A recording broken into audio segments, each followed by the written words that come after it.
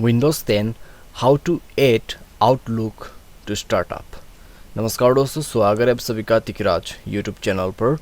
तो दोस्तों आज के इस वीडियो पर मैं आपको बताऊंगा कि कैसे आप जो है विंडोज़ 10 पर आउटलुक को आप स्टार्टअप में कैसे ऐड कर सकते हैं। ठीक है, आपके जो माइक्रोसॉफ्ट आउटलुक है उसको अगर दोस्तों आप यहाँ स्टार्टअप में ऐड करना चाहते हैं तो कैसे पॉसिबल है, कैसे आपको ऐड करना होगा, आज के इस वीडियो पर मैं आपको ये बताने वाला हूँ। ठीक है, वीडियो के साथ अंत तक बने रहिए। साथ ही साथ अगर आपने चैनल को अभी तक सब्सक्राइब नहीं किया है तो सब्सक्राइब करके बेल आइकन को क्लिक करें, और अगर आप ऑनलाइन पैसा कमाना चाहते हैं तो वीडियो डिस्क्रिप्शन पर लिंक मिल जाएगा। चलिए दोस्तों आज के इस वीडियो को शुरू करते हैं।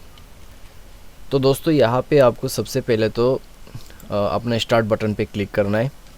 यहाँ पे दोस्तों आपका जो आउटलुक है उसको सर्च कर लीजिए। ठीक है, यहाँ पे आप देख सकते हैं, राइट क्लिक करके मोर ऑप्शन पे जाइए, ओपन फोल्डर पे क्लिक कीजिए। उसके बाद दोस्तों यहाँ पे आपको मिलेगा आउटलुक का ऑप्शन। ठीक है, यहाँ पे सेलेक्ट किया हुआ है ऑलरेडी, तो इसमें आपको राइट क्लिक करके कॉपी करना है। आप Ctrl+C पर क्लिक करके भी कॉपी कर सकते हैं। ठीक है, कोई दिक्कत ही नहीं होगा। तो यहाँ पे आने के बाद ठीक है, डायरेक्टली आप Ctrl+V को क्लिक कीजिए, या फिर आप यहाँ पे माउस के राइट क्लिक करके पेस्ट कर सकते हैं। ठीक है, उसके बाद आपके स्टार्टअप में आउटलुक ऐड हो जाएगा।